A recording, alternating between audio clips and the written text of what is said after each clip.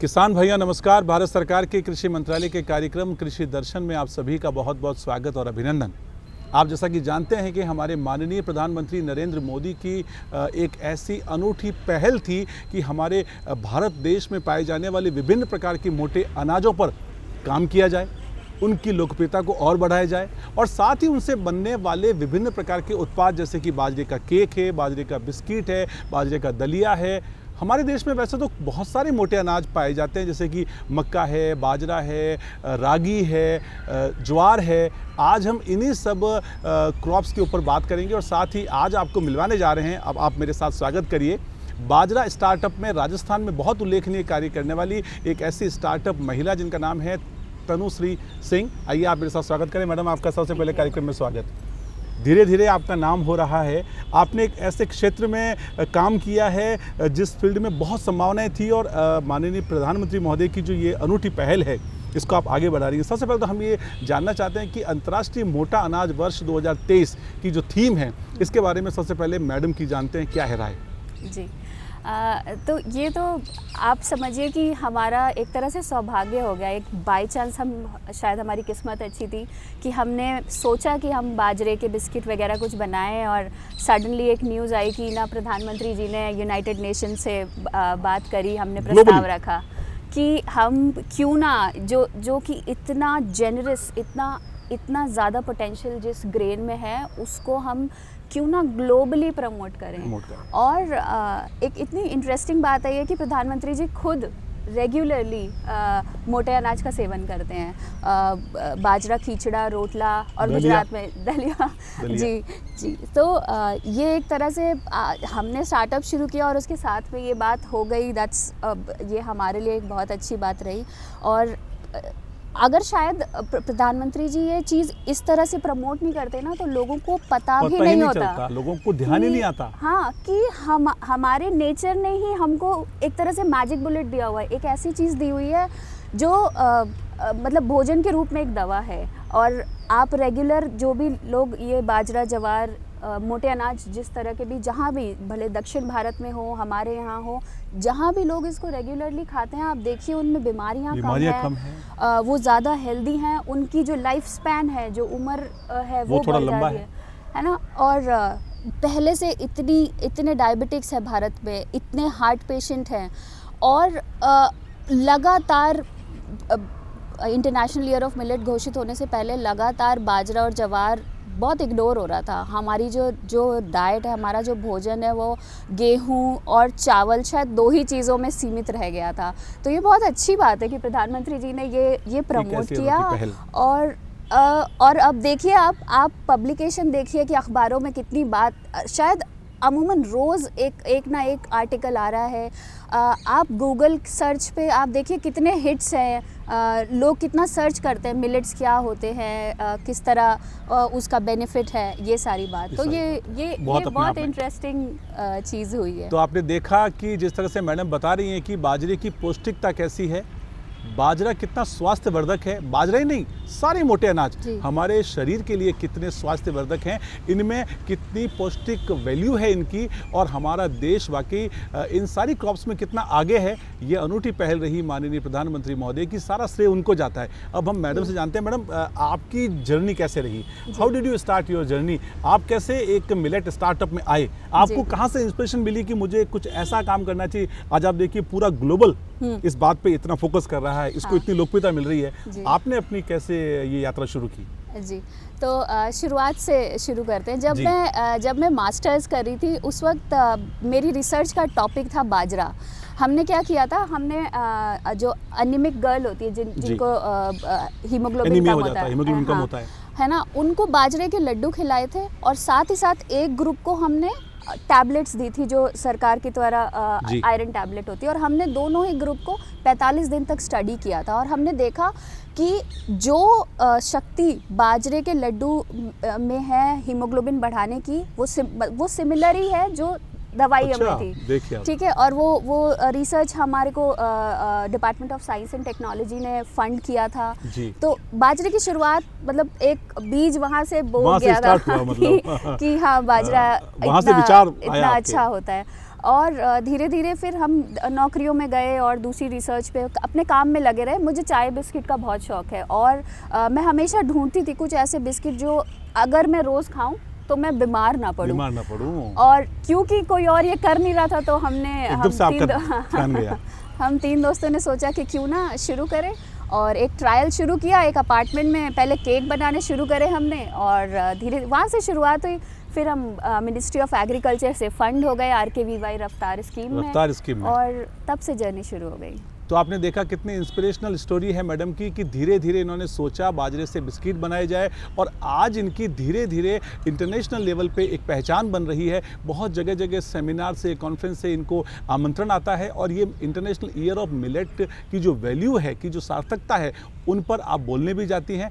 Madam, अब हम ये जानना चाहते हैं, हमारे किसान भाई भी बड़े उत्साहित हैं, स्पेशली युवा किसान जो इस प्रकार से अपना स्टार्टअप शुरू करना चाहते हैं। हाल ही में नई दिल्ली में माननीय प्रधानमंत्री महोदय की अध्यक्षता में स्टार्टअप कॉन्क्लेव हुआ, वहाँ भी मैडम गई, वहाँ भी आपने अपना स्टॉल लगाया और वहाँ पे केंद्रीय मंत्रियों से आपका एक इंटरेक्शन हुआ। मैडम, किस तरह से आप इसको देखते हैं कि धीरे धीरे जब आपका रुझान बढ़ा, आज आपकी इंटरनेशनल ग्लोबली आपकी पहचान बनती जा रही है, तो आप हमें ये बताइए कि आप क्या क्या उत्पाद बनाती हैं और आज स्वास्थ्य की दृष्टि से हमारे जो मिलेट हैं उनमें क्या क्या उत्पाद बन सकते हैं? फूड टेक्नोलॉजी में जितना भी मेरा एक्सपीरियंस है, मैं ये बता सकती हूँ कि जितनी चीज़ें मैदा से बनती हैं वो बाजरा से भी बन सकती हैं। क्या बात है, बहुत बढ़िया। ठीक है, तो आप सैंडविच आपको खाना है, आपको पिज्ज़ा खाना है, नूडल खाना है या रोटी खाना है, आप आराम से मोटे अनाजों का उपयोग करके वो सारी चीज़ें बना सकते हैं। एग्जैक्टली सही बात। और मैदे का प्रॉब्लम सिर्फ ये नहीं है, मतलब हमारी कोई दुश्मनी नहीं है मैदे से, लेकिन अगर आप उसको बिल्कुल आप रिसर्च करके देखिए, मैदे का कोई भी फ़ायदा नहीं है सिवाय इसके कि वो फूड इंडस्ट्री के लिए फ़ायदेमंद है ना। तो जहाँ तक विजन की बात है तो मुझे लगता है जो भी चीज़ें मैदे से बन रही वो सारी की सारी मोटे अनाजों से बन सकती हैं। अभी जो जहाँ तक सार्थकता की बात है, देखिए हम पहले तो राजस्थान के एक छोटे शहर में थे, फिर हम धीरे धीरे भारत के कुछ शहरों में प्रेजेंट हुए। अभी हमारा एक ट्रायल चल रहा है वेस्ट वर्जीनिया यूनिवर्सिटी USA में, ठीक है, और वो तीसरे चरण पर आ गया है। तो अब हम अमरीकियों को भी बाजरा खिला रहे हैं और जवार खिला रहे हैं। तो सार्थकता जो है इसकी, जो जितने अपॉर्चुनिटीज़ इसमें है, मुझे लगता ही नहीं कि कोई सीमा है इसमें। आप जितना चाहेंगे उतना आगे बढ़ सकते। क्या बात है।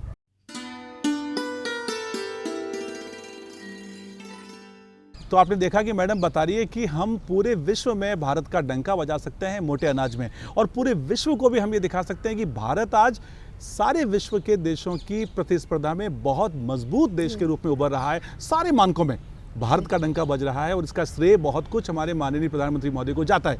अब हम मैडम से ये जानना चाहते हैं कि हमारे जो यंग स्टार्टअप है, हमारे जो युवा लोग हैं, वो कैसे एक स्टार्टअप के तौर पे इस मिलेट इंडस्ट्री में अपना एक अच्छा रोजगार कमा सकते हैं, पैसा कमा सकते हैं और अपनी एक पहचान बना सकते हैं जैसे आपने बनाई है। प्लीज़। तो जो युवा किसान हैं और युवा एंटरप्रेन्योर्स हैं, मैम इनको ये बताइए कि खेती ही नहीं करें, साथ में खेती को स्टार्टअप के रूप में लें, एंटरप्रेन्योर के रूप में लें। भारत में मुझे आपने हमेशा सुना होगा एक कमी रहती है कि किसान सिर्फ किसानी करते रह जाते हैं, प्राइमरी प्रोसेसिंग नहीं होती है, फसलों को उस तरह से प्रिजर्व नहीं किया जाता है कि इंडस्ट्री में यूज़ हो सके। तो जो भी युवा किसान हैं, जो भी एंटरप्रेन्योर बनना चाहते हैं, वो ये ध्यान रखें आपके पास आप खेती कर सकते हैं, आप उसमें बहुत सक्षम हैं, आपको किसी की ज़्यादा सहायता की ज़रूरत नहीं है। उन फसलों को जो आप उगाते हैं उसको इंडस्ट्री तक पहुँचाने का जो रूट है वो भी अगर आप बनाना शुरू कर दें, बहुत छोटे छोटे लेवल पे ये हो सकता है। जैसे बाजरा की सफाई के लिए कुछ सॉर्टेक्स मशीनें चाहिए होती हैं, जवार के लिए कुछ चाहिए होता है, सामक उगता है। अगर आप सिर्फ प्राइमरी प्रोसेसिंग करके भी इसको एक्सपोर्ट क्वालिटी बता देंगे तो मुझे नहीं लगता कि आपकी सफलता में कोई रोक आने वाली है। और सिर्फ डेटा अगर आप पढ़ेंगे कि हम कितना ज़्यादा मिलेट्स जो मोटे अनाज है, हम कितना एक्सपोर्ट, हमारी उसकी डिमांड इतनी ज़्यादा बढ़ गई है कि आप सिर्फ इसको उगाइए नहीं, आप इसकी प्रोसेसिंग करके इसकी वैल्यू एडिशन करिए। जो इंडस्ट्री बन रही हैं, जैसे हमारे जैसे कुछ स्टार्टअप, कुछ कंपनियां जो इसे बना रही हैं, आप उसके शेयर होल्डर हो सकते हैं। आप उनकी पूरी की पूरी जितनी सोर्सिंग है आप उसमें बहुत बड़ा रोल अदा कर सकते हैं। तो सिर्फ मतलब फसलें उगाने तक सीमित मत रहिए, और भी चीज़ें उससे आगे बढ़िए। मैडम ने कहा कि यदि 2 कदम आप चलेंगे तो सफलता स्वयं आपके लिए 2 कदम आगे चल के आएगी, यही तो मानना है। हमारा राजस्थान देखिए आप, बाजरे में बाड़मेर वाला पूरा जोधपुर संभाग कितना आगे है, और आप देखिए कि कितनी यहाँ पोटेंशियल है हमारी मिलेट्स की। अब हम मैडम से ये जानना चाहते हैं, मैडम ने एक चीज़ में और नया काम किया है, महिलाएं आगे आ रही हैं। आप देखेंगे खेती किसानी में महिलाएं, आप मैडम स्वयं एक महिला हैं और आपने एक वुमेन एम्पावरमेंट का एक ऐसा सिंबल, एक ऐसा अनुपम उदाहरण प्रस्तुत किया है। मैडम क्या लगता है आपको कि हमारे देश की महिलाओं का आप खेती किसानी में और हमें ये समझता हूँ विशेषकर स्टार्टअप और एंटरप्रेन्योर में आगे आना ज़रूरी है। आपने एक बड़ा इतिहास किया है, थोड़ा बताइए आप किस तरह से आप इसको देखते हैं। तो एक इंटरेस्टिंग बात यह है कि हम उन चुनिंदा स्टार्टअप्स में आते हैं जिनकी जो तीनों फाउंडर है, तीनों डायरेक्टर है, वो महिलाएं हैं। जी, पूरी कंपनी की जो शेयर होल्डिंग है वो महिलाओं के तरफ है। रही बात इसकी कि क्या महिलाओं को आगे आना चाहिए, मैंने कहा इससे अच्छा वक्त, इससे अच्छा समय शायद ही होगा भारत के इतिहास में कि एंटरप्रेन्योरशिप, स्टार्टअप्स इतने पॉपुलर हो रहे हैं, उनको पहचान मिल रही है। गवर्नमेंट से जितना सपोर्ट मिल रहा है, मुझे नहीं लगता कि मैंने पहले कभी सुना था या जाना था।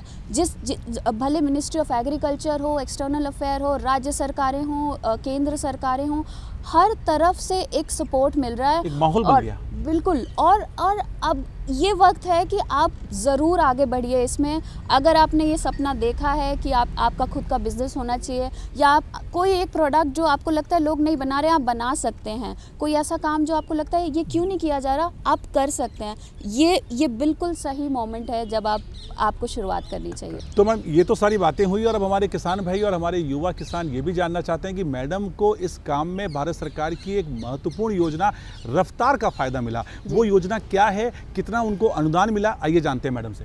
जब हम सिर्फ आइडिया फेज में थे, हमने बस ये बात सोची थी, एक पायलट टेस्टिंग चल रही थी जिसमें हम कुछ केक बना रहे थे, और उसी वक्त एक हमको किसी ने बताया कि ये एक योजना निकाली गई है RKVY रफ्तार, और जयपुर में national institute of agriculture marketing है जो इसको कंडक्ट करवा रहा है। तो हमने बिल्कुल लास्ट डेट थी उसकी, और शायद कुछ घंटे बचे थे एप्लीकेशन भरने, उसकी ड्यू डेट थी। और हमने वो एप्लीकेशन भरी लकीली जी, और 3 चरण में हमने पिच किया। मतलब पिचिंग का मतलब होता है कि जब आप अपने प्रस्ताव लोगों को बताते हैं कि हम ये करना चाहते हैं, हमारा ये प्लान है, अपना बिजनेस प्लान प्रेजेंट करना। और सौभाग्य से हम सिलेक्ट हो गए, और 2 महीने तक हमको ट्रेन किया गया कि बिज़नेस होता क्या है, उसमें उसको कैसे चलाना चाहिए, क्या रिस्क हो सकता है, क्या प्रॉब्लम हो सकती है, और अगर प्रॉब्लम है तो उसका सोल्यूशन क्या है।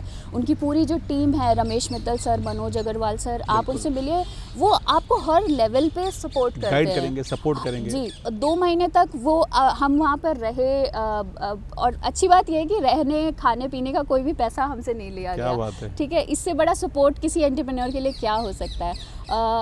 तो हम वहाँ पे सिलेक्ट हुए, हम फंड हुए, और आप देखिए उन्होंने ऐसा कुछ नहीं था कि वो 2 महीने बीते और बात ख़त्म हो गई, या सिर्फ फंडिंग हो गई बात ख़त्म हो गई। आज भी एवरी मंथ, हर हफ्ते कोई ना कोई अपॉर्चुनिटी के साथ नियाम हमारे साथ खड़ा हुआ है, बुलाता है, आमंत्रित करता है। जी, और हर लेवल पे अगर सेंट्रल मिनिस्ट्री से कोई सपोर्ट है तो वो हमारे साथ रहते हैं, अगर राज्य स्टेट गवर्नमेंट से कोई सपोर्ट है वो हमारे साथ रहते हैं। तो देखा आपने, बहुत ही सुखद यात्रा रही, बहुत ही इंटरेस्टिंग यात्रा रही मैडम की, और वाकई आप इस मुकाम तक आके स्वयं को बहुत ही सौभाग्यशाली मानती है कि आज इंटरनेशनल ईयर ऑफ मिलेट के दौरान आपकी जो पहचान बन रही है राष्ट्रीय स्तर पे, निश्चित रूप से आप राजस्थान का भी नाम ऊंचा कर रही है मैडम। अब हम कार्यक्रम के अंत में आपका मैसेज जानना चाहते हैं, और साथ ही इंटरनेशनल ईयर ऑफ मिलेट की शुभकामनाओं के स्वरूप आप क्या कहना चाहते हैं राजस्थान वासियों को, और स्पेशली यूथ को क्या कहना चाहते हैं, आपका मैसेज। तो मेरे 2-3 मैसेज हैं। पहली तो ये कि एक गर्व, एक फ़क्र होना चाहिए कि आप उस राज्य से हैं जहाँ बाजरा जैसा एक सुपर ग्रेन पैदा होता है। आपको बिल्कुल, मतलब इस बात पे एक तरह से घमंड होना चाहिए कि ये बाजरा है और मैं बहुत फ़क्र से ये रोज़ खाता हूँ। भले रोटी के लिए खाऊँ, रोटी में खाऊँ, भले बिस्किट में खाऊँ, ये फ़र्क नहीं पड़ता है। दूसरा मैसेज मेरा ये है कि अब समय आ गया है कि हम नौकरियां ढूंढने वाली जो एक हमारे अंदर एक आदत थी, उससे थोड़ा सा हटकर अगर आपका सपना है अपना बिजनेस चलाना, अपना एंटरप्रेन्योरशिप करना, मुझे लगता है ये वक्त आ गया है कि अब आप वो स्टेप ले लें, वो रिस्क ले लें। भारत बिल्कुल तैयार है इस बात के लिए कि हमारे यहाँ सिर्फ सर्विसेज नहीं होती हैं, हमारे यहाँ बिजनेस भी होते हैं। हम लोग वैसी कंपनियां बना सकते हैं, चला सकते हैं जो पूरे विश्व में सफल हो और पूरे विश्व की मैन्युफैक्चरिंग रिक्वायरमेंट हो, सर्विस रिक्वायरमेंट हो, हम सक्षम हैं उसे पूरा करने में। तो मुझे लगता है ये सही समय है कि अब आप स्टेप ले लेंगे वाला। ठीक, एक बात मैडम की मुझे बहुत ही खूबसूरत लगी कि इंडस्ट्री में नौकरी लेने वाले नहीं, नौकरी देने वाले बनिए। आप स्टार्टअप बनेंगे तो निश्चित रूप से आपके कारोबार से अन्य लोगों को रोज़गार मिलेगा। ऐसा ही कुछ किया है मैडम तनु जी ने, और आज आप हमारे कार्यक्रम में आए और आपने इतनी खूबसूरत जानकारी, ज्ञानवर्धक जानकारी इंटरनेशनल ईयर ऑफ मिलेट के ऊपर दी। और एक बात मैं भी मैडम के साथ दोहराना चाहता हूँ कि राजस्थान वासी होने के नाते इस बात का गौरव अनुभूत करिए कि मैं राजस्थान का हूँ और राजस्थान पूरे देश में मोटे अनाज में अग्रणी है, सिरमौर है। ऐसा ही कुछ करना है और रोज़ आप मोटा अनाज खाइए और अपनी सेहत बनाइए। इन्हीं शुभकामनाओं के साथ और एक बार फिर से बहुत बहुत साधुवाद हमारे देश के माननीय प्रधानमंत्री महोदय को मैडम, आपकी तरफ से भी कि उन्होंने इस अनूठी पहल को आरंभ किया है। और इसी के साथ कार्यक्रम को अब हम यहीं समाप्त करते हैं। मैडम का एक बार बहुत बहुत शुक्रिया, अभिनंदन, आभार। आप यूं ही आगे बढ़िए और राजस्थान का नाम और अधिक गौरवान्वित करिए। किसान भाइयों, आज के लिए इतना ही। अब हमें दीजिए इजाज़त। नमस्कार। किसान साथियों, हम उम्मीद करते हैं कि आज का कार्यक्रम आपको पसंद आया होगा। अगर आप हमसे जुड़ना चाहते हैं या कार्यक्रम के प्रति हैं आपके कोई सुझाव, तो आप पत्रों के माध्यम से हमसे जुड़ सकते हैं। हमारा पता है कृषि दर्शन, डीडी राजस्थान, दूरदर्शन केंद्र, जयपुर। आज कार्यक्रम कृषि दर्शन में सिर्फ इतना ही। कल फिर मुलाकात होगी एक नए विषय पर, नई जानकारी के साथ। तब तक के लिए दीजिए इजाज़त। नमस्कार।